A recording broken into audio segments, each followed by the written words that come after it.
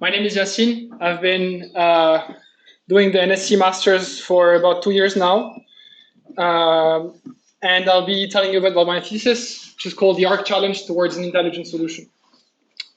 So we've been hearing a lot about artificial general intelligence in the past few years, and a lot of nonsense, a lot of things that were also interesting, and this has really increased with the advent of ChatGPT.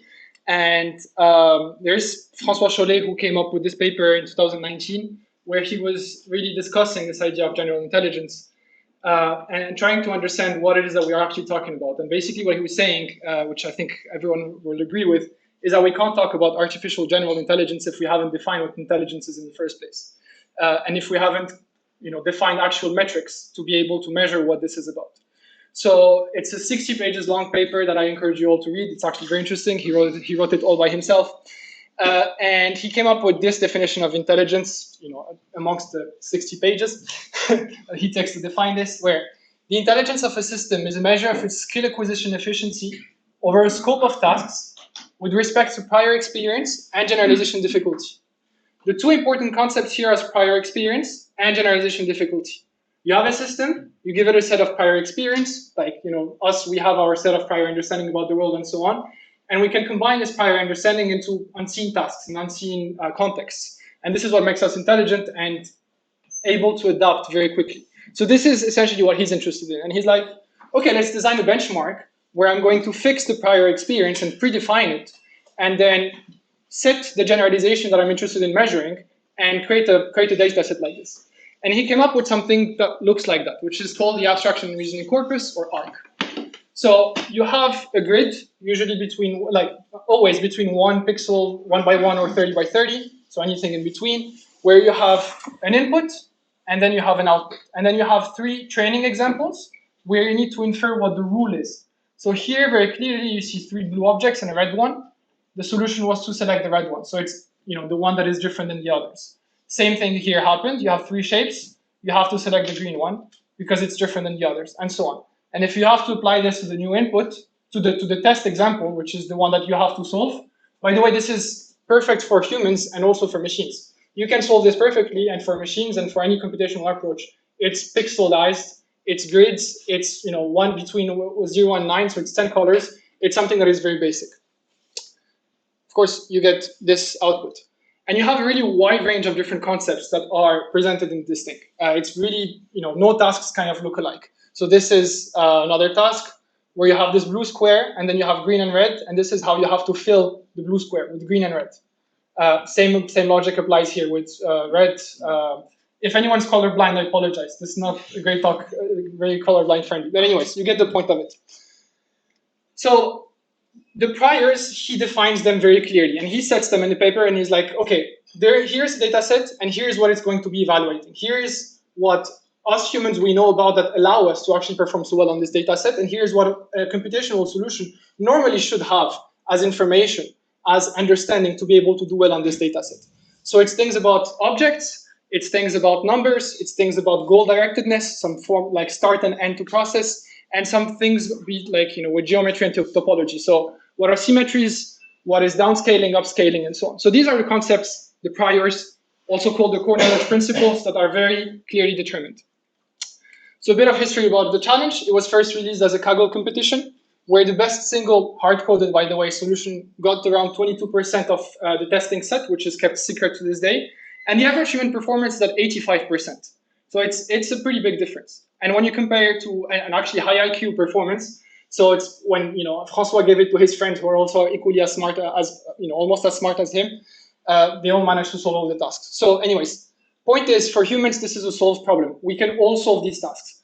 The best solution today, computational solution, is at 22%. So it's a pretty big difference. There is no serious learning-based solution that has been proposed to date, and no one really has a clue of how to do this computationally to match human performance. So where do we start? Since we wanted to explore learning-based solutions, what we wanted to do is to do what learning needs. Usually it's data. And the reason for this is that humans need a lot of experience to acquire priors. So we understand things like gravity, what objects are, how they move, how we interact with them through a lot of experience in the first few years of our life, right? And to test generalization, which is what the test is all about, we need control over the priors and see how when we combine different kind of priors in unseen circumstances, like is a model able to actually do these things? Exactly like, we have a set of priors and we can combine them fluently throughout everyday experience. So then the objectives were to generate data that allows control over the individual and combination of the priors, to be able to create data that would allow us to measure these things. So the problem is that generating data is actually quite complicated. Tasks look very, very different. The core knowledge principles, the priors that I'm talking about, are very different and sometimes not necessarily compatible with one another, or only compatible in very specific circumstances.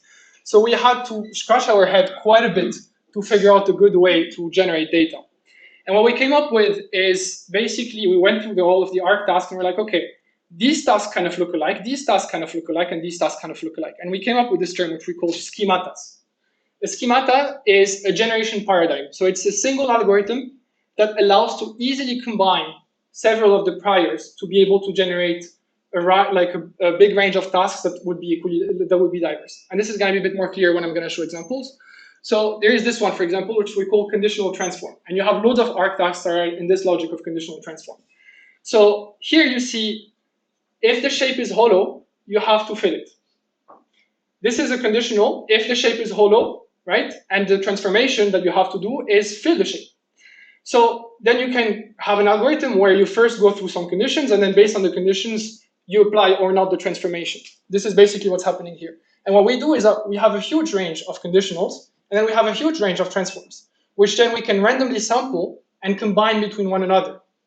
This is why we have the conditional transform schemata. So it's the set of all conditionals and transforms that can be combined between one another to create diverse tasks and with increasing level of complexities. And we have today like 5 or 6 different schematas like this. Another one, for example, is noise. This is just a denoising task. Yeah.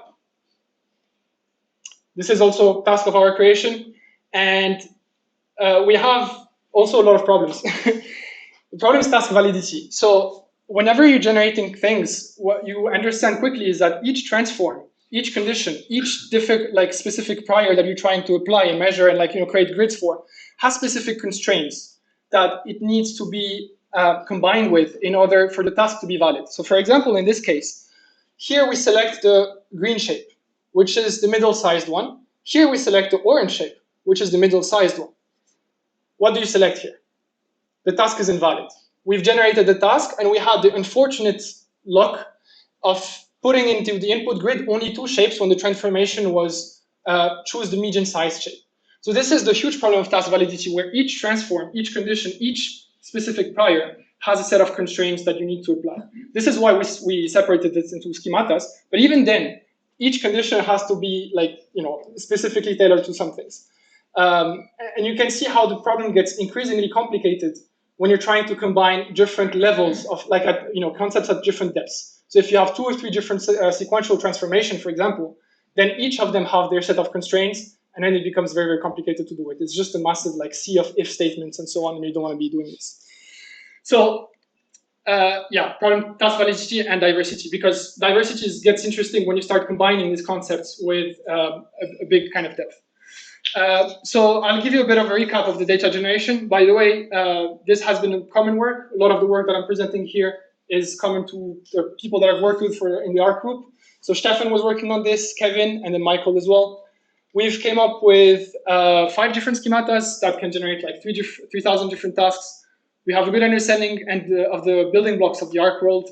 Schematas allow us to isolate concepts and compose them and create some variations in difficulty, which is what we wanted in the first place. And we have the problems, of course, of task validity and diversity. But at this point, we're pretty much ready to actually publicly release this and make it ready for the community to contribute from. So what's next? Once we generated data, of course, we want to be solving tasks. So if we solve tasks, the idea is just to use our model to, we want to use our data to characterize model, to characterize this idea of generalization that we talked about at the beginning. So we need to solve real ARC tasks, which is the #1 objective here. And we also need to try to understand if we can generalize over a given set of priors, which is, again, the whole point of the challenge.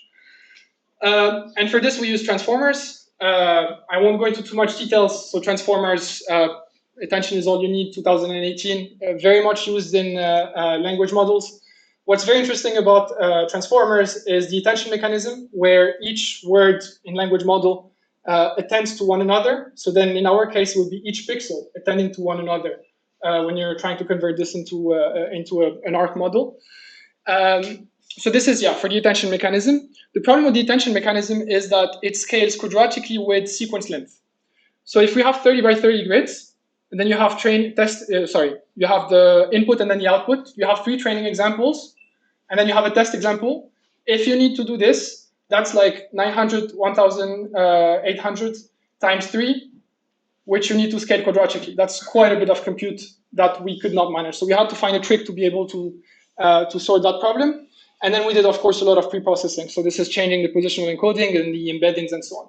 I can talk about this in the Q&A if anyone is a bit more interested into the details of this. But this is essentially the architecture that we came up with. More exactly, actually, Stefan came up with this. He's the original one who conceived the architecture. And this is why we called it the Stormer. And essentially what it is, it's an encoder-decoder architecture where you take all of the input-output pairs. You each go, so everyone goes separately through some pre-processing where you tokenize this, you have the embedding per pixel and so on. And then you go through an encoder.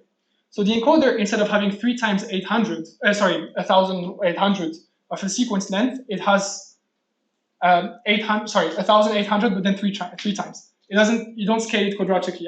I hope that makes sense. You just divide it by 3. Anyways, we managed to get around the problem of the computational complexity with this. And then, so after the encoder, we have an input-output pair representation for each of the input-output pairs, which you stack together into a context. And this goes as an input for a decoder, which also gets this test input, and then you manage to decode the actual task. It's kind of the task rule of the context. Yeah, exactly. The context would be, ideally, would be the task rule. This is actually what we were going for. So this is the task rule. So let's evaluate in-training distribution performance. So that means that we generate a set of tasks over a given set of transforms, set like a specific distribution, and then we separate into training and evaluation, and then we see how it performs. So this is the vanilla way of evaluating machine learning models. It can solve shift quite well. So here you just have like small grids where shapes are shifted by 1 pixel. So this works perfectly fine, no problem. Can solve rotation, which is a bit more complicated. Yeah. You are training your own transformer. Yeah. You are not taking pre-trained. Yeah, no, not pre-trained. We actually did quite a bit of work with pre-trained. I can talk about this later. But this is our own architecture trained from scratch. And it has a reasonable amount of parameters. We're talking about like 1 to 2 million, depending on the size of it. Small, right? Compared to the billions, it's very small. So you solve rotation, can solve denoising, which actually is a lot more complicated. And it's like, okay, this model is starting to do cool things. It can solve big grid problems, which is a lot more complicated because you have a lot more parameters, right? So like rotation, for example, on big grids, we've managed to solve this. Like, okay, this is cool. And then we can solve a combination of tasks, which means that our encoder is doing a good job at actually figuring out that it has to know from the training example what the rule is and then send it to the decoder. So overall, we were pretty satisfied with this. But then, of course, what you want to be testing is out of distribution performance, right? Which is the whole purpose of the challenge.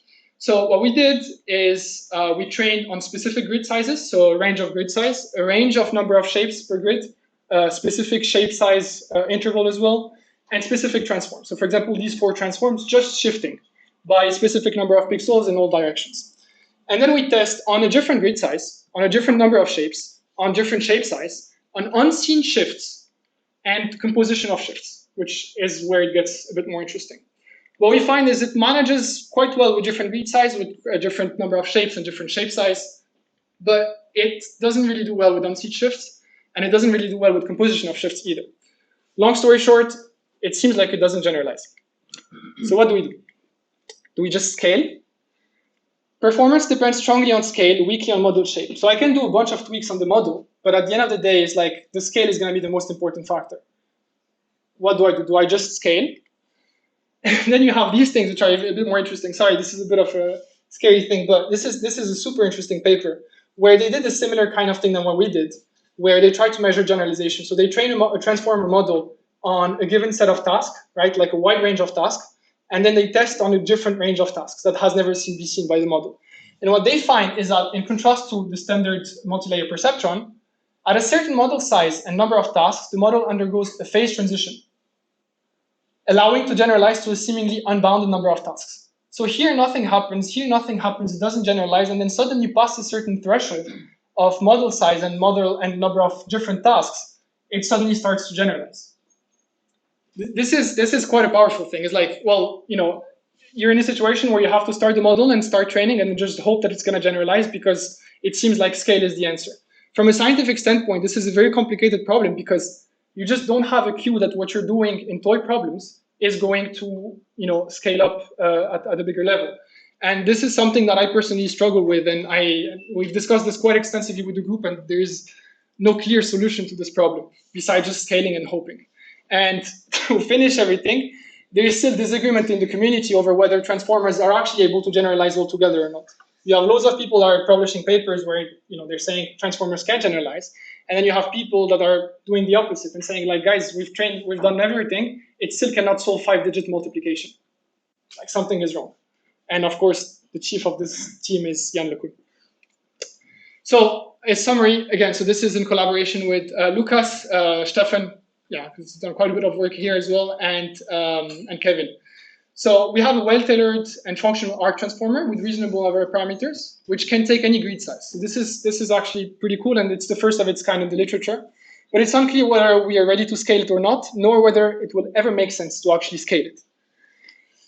Okay, so now I'd like to talk to you about another part of the research that I've been conducting that is a bit more at the preliminary stage, but I think is very, very exciting, which is trying to combine the knowledge from the generation and the solvers into reinforcement learning. So we have basics of arc task generation. This is a sequential problem. Reinforcement learning starts to pop up. But we want more diversity without the issue of task validity. So it would be pretty cool if we learn how to generate tasks that are valid and diverse over the core knowledge principles. We have trained solvers that we understand pretty well, and we want to improve solvers on what they cannot do. So we want to ideally be able to continue to learn from reinforcement learning generated tasks. This sounds pretty cool. So ultimately what you want to be doing, and this is I think what the holy grail of ARC is about, is learning how to generate increasingly complex and diverse tasks while learning how to solve increasingly complex and diverse tasks, all at the same time. And we have the basic building blocks to start doing so already. The problem is that if you've ever done reinforcement learning for a second in your life, you know that this is far from easy. So a more realistic objective is just to learn tasks that the solver cannot solve. And this is the toy problem that we've started playing with, that I've started playing with in this thesis. So brief recap, reinforcement learning. You have an agent, takes actions into an environment and gets rewarded based on whether the action is good or not. And this is what you have to be designing into reinforcement learning. So then we had to design our own ARC environment, reinforcement learning environment, which is quite a bit of work as well. But it's the same principle. Of course, you have a generator agent, that's the generator, which takes actions of positioning shapes, selecting transforms, and all sorts of things like this, and then gets rewarded by the environment if it's doing the right steps. Then we can, of course, start generating some tasks. So like a set of input-output grids that are of the same task and everything is going well, right? We generated the task. Now what we do is we send this to a solver. And we see whether the solver is actually able to solve the task or not. And based on this, we send back a reward to the agent. So what we want to do is to incentivize, for example, we could do the other way around. You want to incentivize the generator to build tasks that are going to be unsolvable by the agent. You're trying to exploit vulnerabilities unsolvable by the solver. You're trying to exploit, you're trying to get a generator to learn how to exploit vulnerabilities of the solver. Does this work? I'll tell you a bit about what we've achieved. So we've built this ArcRL environment. We've managed to recreate things that are very similar to the conditional transform schemata. We've included the solver in the loop, and this is the interesting part. We've managed to get the RL to prefer creating tasks that the solver will not be able to solve. So we train a solver on shift only, and we give the option to the reinforcement learning agent to do either shift or rotation-based tasks. And it learns how to do, it learns the fact that, the solver doesn't do well on rotation, so it has to create tasks that are rotation-based all the time. So this is a very, very basic toy example of it, and a very basic one. But it took us quite a bit of work to get here because reinforcement learning is really, really not that straightforward. It takes a lot of time to figure out how to do reward shaping and to build the environment and so on. And we've had to build the environment from scratch. What we have not achieved yet is including the entirety of the conditional transform schemata, because that means that you have more transforms, more conditionals, and so on, so the action space gets bigger. And to merge with other schemata for better diversity, which is the whole point of it. So again, what you're trying to do is learn how these priors work together. So you don't have to have like a huge set of if statements. If like, this transform and if this transform and so on. You're trying to learn this so you can generate these tasks that are valid and that are diverse. And I'd like to close the talk with this specific citation, which I really like. When a measure becomes a target, it ceases to be a good measure. Are we overfitting to ARC? We've spent a huge amount of energy and effort into building things that are specifically tailored to ARC. And we built things that are quite nice and interesting, and we can keep on going for like another few months, another few years. But is it the case that we're actually going to solve generalization if we ever manage to get to a solution that is close to human performance? I'm not sure. When we asked Shirley this question a couple of weeks ago in a Q&A session, he's like, you cannot overfit to ARC. Because ARC, the whole purpose of it and the way it's built is that it's generalizing over these prior principles, right? So if you're in a situation where you have a computational solution that got to the point where it can get human level performance, then to some extent you've found an algorithm that is able to generalize over the set of prior knowledge, which I think is a very interesting open question. And I'd like to hear your opinion about this as well. So with this, I'd like to thank my supervisor, Benny, for supporting all the group. The past few months, it's been very interesting to work in all of this. The ARC group, so this is Michael, Kevin, Lucas, Junsu, and Stefan, who have done great work, and without whom like a lot of this would not have been possible, and I would have stopped believing in the interest of working on this a while ago. And yeah, the ARC group, and we had like our bi-weekly Thursday meetings. I'd like to thank my family who came from Morocco to see me for the talk. Yeah. And last but not least, everyone in the NSC family. It's been absolutely amazing to be part of this for the past 2 years. I feel very, very blessed to have met these brilliant and fun people that I've shared my day-to-day with for the past 2 years, and has been amazing. Thank you very much.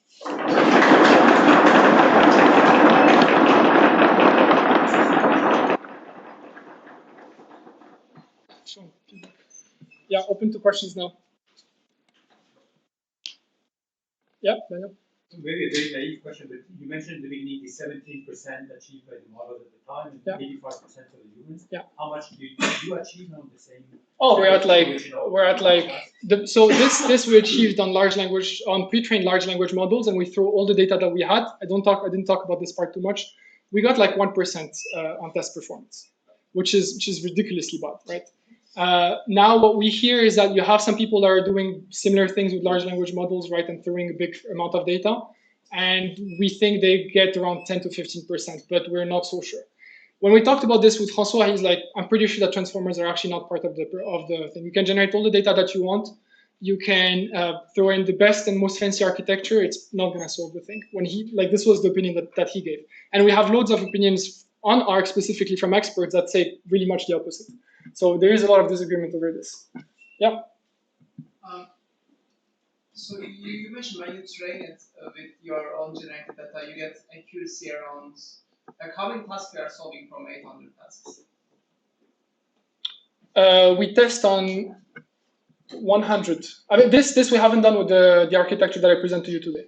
Actually, we haven't tested with the Stormer on the actual ARC task because we haven't scaled it yet. So this is very recent work that has been happening in the past 6 weeks. We haven't tested on the actual test set yet. We might do this in the next month, because then you need to throw all the data that you have and really scale up the compute, which takes a bit of time. Yeah. The reason that I'm asking is that, if I remember correctly, there was a recent paper from DeepMind. These large language models are general pattern machines, and they say that even if they are not trained on the ARC explicitly, they can still solve like 85%.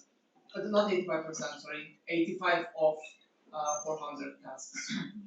And this is GPT-4. Yeah. So about this, there has been, like, we know the results from this. We've looked at this extensively. There is massive suspicion of data leakage. Well, data leakage. GPT-4 has been trained on ARC, right? But if I yes, but in that paper they're also doing the alphabet translation. Oh yeah, they do the thing. Yeah. Which drops it's like Yeah. 445, if I remember correctly, which is Yeah, like yeah, 5%. Yeah, I remember this. Yeah, we discussed this in the group, and we were quite impressed with this. I mean, there are a couple of groups that reproduce this thing. It manages to solve things like this. That being said, the ARC training set is a lot simpler than the testing one, and this is something that, like, Cholet said, and said that this was actually a mistake of his. He shouldn't have designed it like this. Yeah. Yes. When the transformer makes a mistake in the task, then and this is a complex task that requires composing a few of these core principles together. Then there's two reasons I see why that could be a failure. First, because one of the core principles is missing, right? When the thing has never learned how to rotate something, Sure. and the task requires this rotation, then they can't do it, right? But it could also be that it knows all the core principles, but it doesn't know how to combine them, right, to solve this task. But how that's. can we ever distinguish that? I mean, I'm not sure. That's the question that I ask. Is like, is the scale the answer? Like, look, here you have shift up by 1, shift left by 2, shift down by 3. So you have up, left, down, and you have 1, 2, 3. Why is it that when I mix these two, it doesn't do it? It has the concept of 1, it has the concept of 2, and it has the concept of 3. So is it just that by scaling you're gonna manage to do this? You have an answer, right? I think we have follow Ben's question on this. I think the problem is that you're trying to use the sequential solver on sequential tasks, and then and then you want to test the generalization ability of a sequential solver. That's why you really have this generalization for this Hamilton shifts. I see your point. Transformer is very sequential. Yeah, I see your point. This is one of the limitations of it for the ARC task, for sure. Yeah. Yeah, that's my perspective. But we do inference together. Yeah, but this is one of the limitations of it, for sure. Yeah. I have a question about the reinforcement learning thing. If I understand correctly, the generator is encouraged to generate tasks that the solver cannot solve. Yeah. Don't you have the risk about the generator starting to generate just not invalid tasks, like the one you showed? Yeah. So the thing that inspired this work was a paper where they tried to generate maze level with two competing agents. And then with the two competing agents, they were managed to have like a smooth increase in difficulty. So the original way I imagined this, and again, this is very complicated to implement, and I've struggled with this quite a bit, is that, for example, you would have two solvers. One that would be targeted for translation, and one that would be targeted for rotation, right? And then based on this, you can infer task validity. So task validity, it's solved as long as you have a solver that is able to solve the task perfectly. So since we have solvers, you kind of can start to envision the possibility of solving the problem of task validity through the implementation of solvers. But this is honestly like, it's a bit of a crazy thing, and I'm not sure this is implementable on the long term. It's a lot of engineering. Yep. So in your images, you have how many pixels and how many states per pixel? 10 colors, 30 by 30. Good. So up to 30 by 30. It changes. And how many different training examples do you have for each of those states? This depends. It's anything between 2 and 5. 2 and 5? Yeah, between 2 and 5 training examples, yeah. That's almost nothing. If you think of language, right? They have 50,000 tokens, or depending. Yeah, of course, yeah. They have millions. So yeah. Probably that's where your poor performance comes from.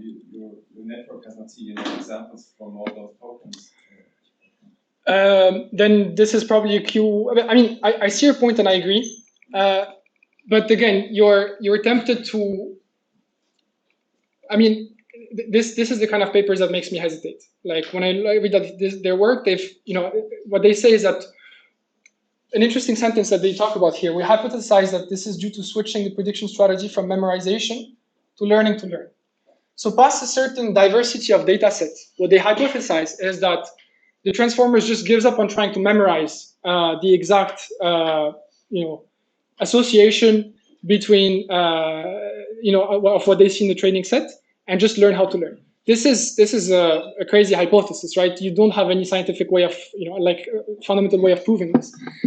This is to me an open question. I'm not sure whether you actually ever get into generalization with this deep learning framework, even with transformers. And you have evidence on both directions.